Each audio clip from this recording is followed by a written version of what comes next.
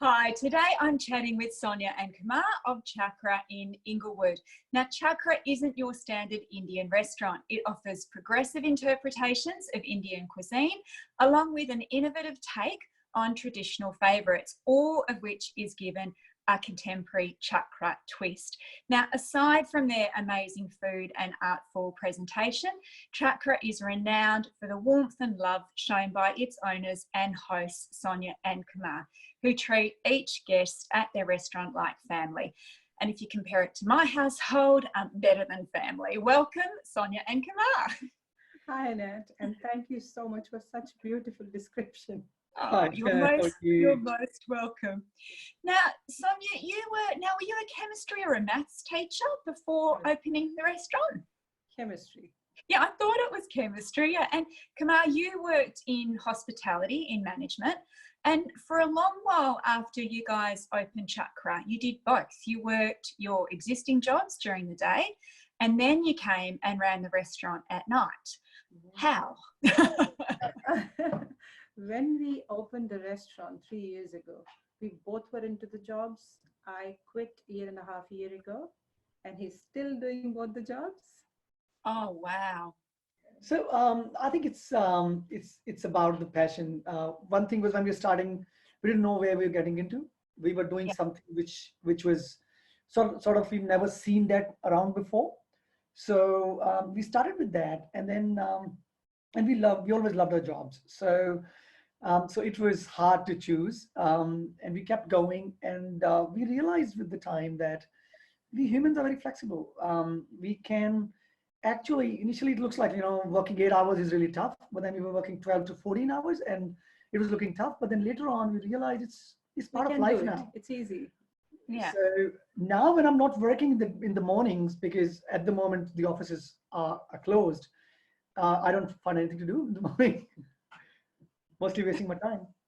and on top of all of this, you've got two beautiful daughters that you care for as well. Yeah, actually we live in a joint family, so we have got 4 children, 2 of ours, and our nephews. Oh wow! Yeah, so we've got full on. So it's a busy house. It is crazy. And I get that if you're running at that kind of pace all the time, if that sort of stops for a point, you're like, oh, what do we do? But the kids are involved. They come to the restaurant quite a lot as well, don't they? Especially both the girls, they come quite often. The older one, who's 14 now, she's well trained in the front of the house. The younger one, she's the cutie pie. Yeah, she's definitely that. So what led you to open Chakra and why Inglewood? Okay, I'll give you the answer. When we first moved to Australia 10 years ago, so we came to Perth, and the first apartment we rented was on Central Avenue. Although we lived there only for 6 months before moving to Queensland, but we fell in love with the place. So after living in Queensland for a couple of years, when we decided to come back, of course, because of our jobs, we were in our jobs, we lived in Swan Valley. But when the whole idea of opening the restaurant came, there was no better place than Beaufort Street along Mount Lawley and Inglewood. Yeah. So we started looking for it, and there we go. Found one place. And getting into this business, so what we realized after being in Australia for some time was that there are other dimensions of Indian food which have not been explored. What was presented was primarily standard, and one thing was that there were a lot of dishes from different regions which have not been sort of presented and explored. So and we believe that that's something which should be sort of showcased. So we started believing it strongly, and we thought we should start a restaurant. And I think why I came into that was because whenever you go to Indian restaurants, you see the orange colored, green colored food. And we grew up eating was a very plain food, full of flavor definitely, but it was a plain food. So the whole idea was to bring something what we eat at home. Yeah. So that authenticity, but with a twist, with a modern twist. When we say modern twist, we always thought that it's considered as a takeaway meal. Indian food is considered as a takeaway meal, just to eat while watching TV. So we want to elevate that. It's to bring out of the takeaway containers and put on some fancy plates so that it's more appealing. Yeah, rather than the bowl. All chucked into the bowl. So until this week, and you've opened for limited sort of dine-in this week? Yes, please. From this Tuesday, we've done that. So we've done limited dine-in. So, but for what, the last 7-8 weeks, you've had to operate as takeaway only, correct? Mm-hmm. Yeah, and if that wasn't enough of a blow, you had a break-in during that time as well, which was pretty crap. So for a restaurant that prides itself on that full service experience, so, you know, you're not takeaway, you know, all chucked into a bowl in front of the telly. What has that whole experience been like? First of all came the break-in. Yeah. It was devastating, but then it reminded me, probably my dad said, it's time to change the technology, so new tabs must come in, that's why they're gone. Or the new computer was required, probably that's why it happened. So it was positive. As far as takeaway was concerned, as it was never our area, we never worked on to that. We considered that we'll be able to sustain only for a week. So all the groceries, all the kitchen supplies were ordered only for a week. And we thought by Sunday we have to close. But thankfully with the support, and it's been such a tremendous support throughout. Everybody made sure that they have placed at least one order with us, whether they are coming from Fremantle, they are coming from Nedlands, different parts of Perth. So that support kept us going. Yeah. And as far as the plating was concerned, of course, it was very hard for us to put everything in the takeaway containers. First 6 or 7 days, we were just doing probably any other restaurant would do, just take the curry and put in the bowl and start and in the takeaway containers and start giving. And then we realized, no, we can't do that. Since we are in the game now, so let's bring all those elements back here and put in small containers or make some fancy presentations of that and change it. Yeah, and that seems to have been very successful. And then there's lots of personalized messages that you add to things, and that's where we, as my sister-in-law always says, that when we are packing, it's like we are talking to all the guests as we dine in. Oh, how beautiful. Yeah, what a gorgeous sentiment. I love that. Yeah. So how are you, so, you know, we've got this transition period before the sort of the next lot of, you know, sort of all the current lot of restrictions ease. How are you managing the restaurant now? Learning. Step one, learning and adapting right now. Yeah. 6 days into limited dine-in, it's been good. It's not busy, yet it is busy. Takeaways are still going on. We have put all the informations on a big frame outside so people know what is to be expected inside. All the staff, they are trained with the hygiene course now. We're taking all the precautions, and I think everybody, all those who are coming in as well, they're very supportive of the timings as well, because we are giving 90 minutes of time slot. So it's been easy so far. The week still yet to come, so let's see. But I think every business is in the same position with having to have those time slots, and I think most people appreciate that that's necessary. You've still got to operate a business and produce some form of revenue.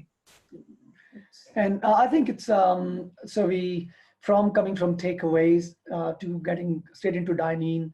I think we're getting that opportunity of starting it in a limited capacity. Yeah, that way we can manage both the forms together. And in next maybe 4 weeks or so, if in case it goes up to, you know, opening up in totality, then I think we'll be well equipped to do it with 70 to 100 people at one time. Yeah. So I think it's positive. There's silver lining to it, that it's not going to straight away into 100 people at one go. Yeah. So, well, I mean, that was going to be my next question. So what changes do you expect to see in the next phase? But it sounds like you're already in the process of transitioning to that and getting ready for that. Yeah, we are very, very much. We are looking forward to that as well now. Yeah. But like on Tuesday when we started, it was, for me, it was like everything was looking new. I was like, as if I'm doing it for the first time. Yeah. So it was quite interesting. I'm enjoying it thoroughly. So Sonia, was last couple of days was more in the restaurant in the day and the evening with the kids. But probably Sonia haven't seen that as yet. But it was a different feel overall. So we have to still now, we are in the process that from the day when we kept that warmth going, but it's still like 20 people is, it doesn't give you the whole feel of a buzzing restaurant. But hey, that's how it is. Yeah. Yeah, no, I get it. But I understand what you're saying about not having the same feel, because I'm surprised at how you adjust to new circumstances in such a short amount of time. Essentially, that kind of 6-8 or the 8 weeks we've, kind of had that, sort of that lockdown. And then all of a sudden you're able to do something that you used to do again. And it's like, oh, it's like when you come back from holiday and your house looks brand new, isn't it? When you've been away for a few weeks, it feels a bit weird. You can't find places for the things now. In the kitchen especially, every shelf has been taken over by the takeaway containers now. So you've got to find a new spot for it all. That all 4 of us have become part chefs now because we've been working during the day as well. Yeah. It's a new thing now. We can cook for you now. So, probably an omelette. Oh gosh, that would be probably one of the only things that I do relatively well. Are there any positives that have come out of this experience in COVID-19 so far for you guys? Either new things that you've discovered about the business or for yourselves? Quite a lot. Yeah. Well, the first thing we witnessed was the community spirit. How we got the messages, emails, some beautiful greeting cards, and people living far in the wheat belt area. Those who've been to us probably once or twice, they said how people wanted to donate to us. Oh. Just because of that. Of course, when we said just spread the word, we need that. And it's such a beautiful spirit. Second, which was that human as us, we can do everything. So when it closed, we knew that probably we won't be able to afford our staff. So the first thing we told all our staff members that we can't give you shifts, but we can provide you meals. So anytime you need the meal, come to us, we'll give the meal. Our house is open. So which put everybody together, although they were not working with us, but we were together as a team. Yeah. And few other things, which we were able to do, and which again with the community, City of Sterling helped us to provide meals to seniors, which we didn't promote, of course, on social media because of the restraints. We didn't know how much we could do. So we provided to seniors above 60 years, those who were not able to come out of the houses. We collaborated with a couple of colleges, those who had international students, those who lost jobs, to provide meals. So we were able to see beyond our problems and our success, which was a good thing. Yeah. That's fantastic. Yeah, I hadn't realized that those things had happened. No, we didn't promote it because we didn't know whether we'll be able. Social distancing, we didn't want people to queue up. Of course. So it was on not a very big scale, but just few of our steps towards that. Yeah. And from the business perspective, we realized that takeaway is a fast-paced game. Here, between 5 o'clock and 6 o'clock, you will be getting 30 orders. Yeah. It's very different from in a dining environment where there's a gap between the courses and all that. So, we learned how you can keep your values of fresh food going in a fast-paced environment. So I think that will help us in our dining now. Yeah. So I think that's what we learned. We also got into a new market segment, which we're never into. So now probably we'll have takeaways. We're thinking we'll keep deliveries going as well. We'll have one driver every day with us so that we can keep going or keep on going deliveries also. Yeah. So basically adding new market segments which we never had before. So and new employment opportunities for people as well. Yeah. With the deliveries, I'm intrigued. Did you find a lot of people were ordering direct rather than going through like apps like Uber Eats? first 2 or 3 weeks, Uber Eats was more than our direct deliveries. Yeah. Gradually, I think it started dropping and our own deliveries started picking up. Yeah. But still, Uber Eats is much more, numbers are much more than our own delivery numbers. So it's going to be like 60-40. Yeah. Is it? Yeah. So I think there's still scope. Our website now allows guests to book order your takeaways or deliveries using your credit card details. So it's sort of in line with what Uber Eats will offer. But Uber Eats has got much more reach in terms of that. A lot of guests are not aware that we are doing this. So clearly, I think Uber Eats will always get that sort of an edge. Yeah, no, because I know we've certainly made an effort with anything we've ordered that we've gone direct rather than through Uber Eats. Yeah, I mean, we want everybody to have as much as possible, you know, so yeah. Now, last but not least, you do a free community meal event at Christmas each year. Tell me a little bit about that and how that came about. Since we opened the restaurant, it was in my mind to do something for the community, but didn't know how to do, because we were not from business family, no business background, how to reach people. So the first year went by, I didn't know whom to contact. The second year, when I got a chance to speak to somebody at City of Sterling, I told them, this is my idea. Is there any support I can get? Our social media platforms are not that big. We can't reach to masses. I don't want it to be restricted to people around just 2 or 3 kilometers around Chakra.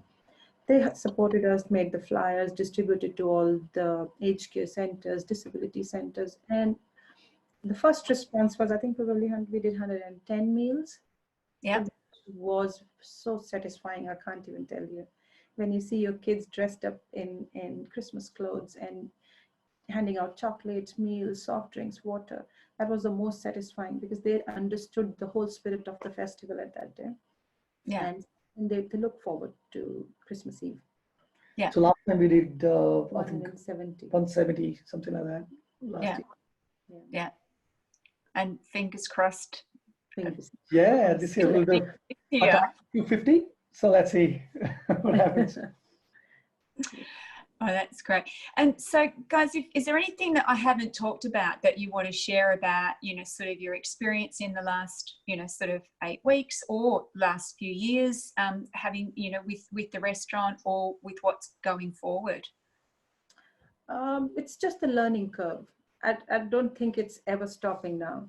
Since we went from a teaching background or from a management background to serving in the restaurant, to cooking, or to thinking what we used to love when we were kids, when what mom used to make, and it was once a month probably. Let's try that. Let's call her over the phone and get some recipes, and try.